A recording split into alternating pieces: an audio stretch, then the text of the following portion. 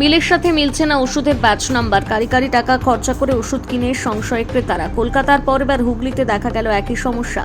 পয়সা খরচ করে কিনতে হচ্ছে ওষুধ, কিন্তু সেই ওষুধের রোগ নিরাময় কবে কি ধন্দে ক্রেতারা। ডাক্তার রোগ নিরাময়ের জন্য লিখে দিচ্ছেন একটি ওষুধ, আর সেই ওষুধ কিনতে বিভিন্ন ওষুধের দোকানে ভিড় জমাচ্ছেন রোগীর আত্মীয়রা, কিন্তু সেই ওষুধ কেনার পর দেখা যাচ্ছে একটি সমস্যা। কেনা ওষুধের ব্যাচ নম্বর এবং বিলে দেওয়া ওষুধের ব্যাচ নম্বর মিলছে না কেনা ওষুধের সাথে।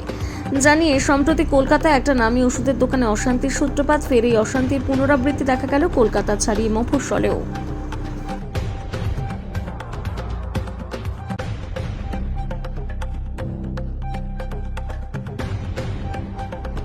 কি হয়েছে ঘটনাটা? এই ওষুধ পানির মোড়ের বুকে অ্যাপোলো ফার্মেসিতে দিনের পর দিনকে লোককে ভুল ওষুধ দেয়, প্রচুর কমপ্লেন আছে। আমার নিজের পার্সোনাল কেসেও হয়েছে, আমি তাও একবার দুবার ছেড়ে দিয়েছি। খাওয়াতক ব্যাচ নম্বর ভুল, এরা এক নামের ওষুধ কোনো কম্পিটিশন ওষুধ দেয়, সেটা তো একটা ধরনের হয়ে থাকে। কিন্তু তাছাড়া আজকে যে ওষুধটা দিয়েছে মারাত্মক ভুল, সেই ওষুধ হচ্ছে ব্যাচ নম্বরটাই ভুল। এদের স্টকে এই ব্যাচ নম্বরের ওষুধই নেই, আর এই নামে ওরা কোনোদিন কম্পিউটার দেখাচ্ছে এই ওষুধই ওরা বেচেনি, কিন্তু আমাকে পাকা রসিদ দিয়ে বিল দিয়েছে। এখন কি করলেন? এখন আমি এফআইআর করবো, থানা থেকে লোক হয়েছে, এফআইআর হবে, আইনের পথে চলবে, কোরাম ফোরামে কেস করবো আমি।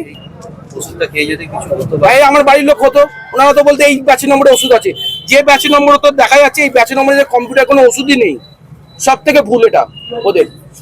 কলকাতার বুকে এরকম 3-4টে অ্যাপোলো ফার্মেসি বন্ধ হয়ে গেছে, আমি মিডিয়া খুঁজেই দেখেছি যে কলকাতার বুকে বন্ধ হয়ে গেছে। সেম শহরের বুকে এরকম একটা জালিয়াতি, কি বলবেন? আজ সাধারণ মানুষের অসুবিধে, আমরা ভুল ওষুধকে মরতে হবে, ওদের কি আছে? ওরা তো ব্যবসা করে কোটি কোটি টাকার ব্যবসা করে চলে যাচ্ছে। লোভের প্রলোভন দেখিয়ে কি এইরকম আর লোভের ছাড় দিয়ে ওই 20% মেসেজ দিচ্ছে, 20% ছাড়, 30% ছাড়, এরকম ছাড় দিয়ে দিচ্ছে। আপনার বিলে যে ব্যাচ নাম্বার আছে সেই ওষুধ কি এখানে দেখাতে? না দেখাতে পারিনি, কম্পিউটার কোনো এন্ট্রি দেখাতে পারছি।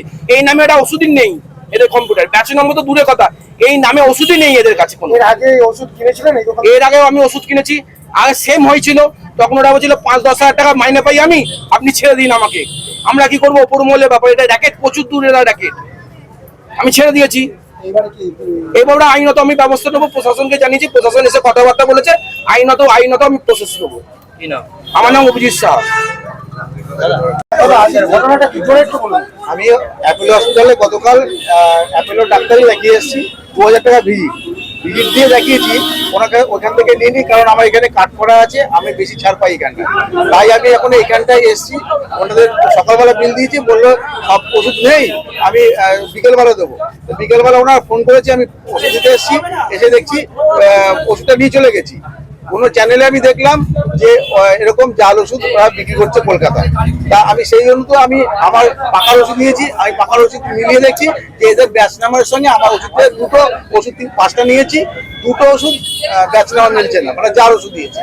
তা সেইখানে আমি এসেছি, এসে বললাম, বলে আমাদের ভুল হয়ে গেছে, কিছু মনে করবো না, কালকে পাল্টে দেবো। কেন কালকে পাল্টে দেবো? আমি যদি আজকে যদি খেয়ে মারা যেতাম, ওরা দায়বদ্ধ নিত, আমাদের ব্যাচ নাম্বার ভুল আছে, তার মানে আমার ওষুধে আমরা দিইনি, এটা বলতো। এর আগেও কি এখান থেকে ওষুধ খেয়েছেন? এর আগে দীর্ঘদিন খেয়েছি এখানে, তখন আমরা ব্যাচ নাম্বারটা মিলানো হয়নি, এবং আজকে মিলিয়েছি এই কারণে কোনো চ্যানেলে আমি দেখেছি বলে আমি আজকে এইটা মিলাচ্ছি। ষড়যন্ত্র দেখছেন?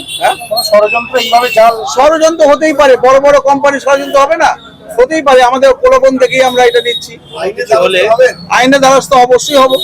কোনো কিছু হলে ব্যাচ নাম্বারের ওষুধ মেলাতে পারতে না, কোনো কিছু হলে আমি তো ব্যাচ নাম্বার মেলাতে পারতাম না, তারা ওরা বেকুলুস খালাস হয়ে যেত, আমরাই পড়তাম বিপদে।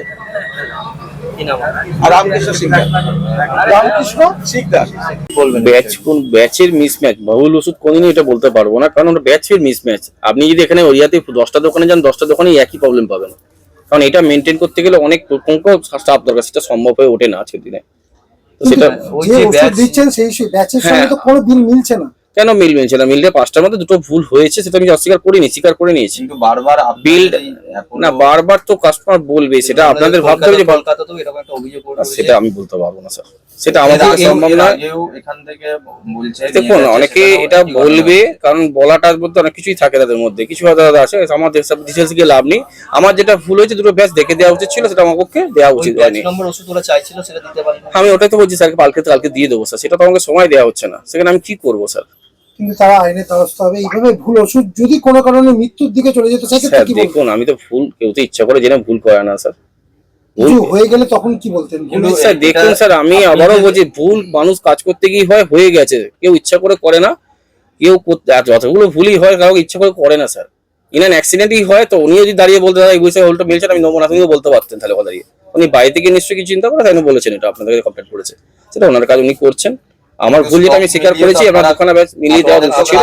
আপনাদের কাছে যে ব্যাচ নাম্বারটা দিয়েছে স্টক অনুযায়ী সেই স্টক আপনাদের অনুযায়ী রেকর্ডে আপনাদের থাকবে। স্টক তো রেকর্ড থাকে। সম্ভব হয়ে ওঠে না, তুমি আবারও বলছি, একটা সময় হয়ে ওঠে না ওটা, কারণ একটা ওষুধ তো ইচ্ছে করেছে, হাজার হাজার প্রোডাক্ট আছে, হাজার হাজার কয়েক প্রোডাক্ট আছে, সেইগুলো সম্ভব হয়ে ওঠে না।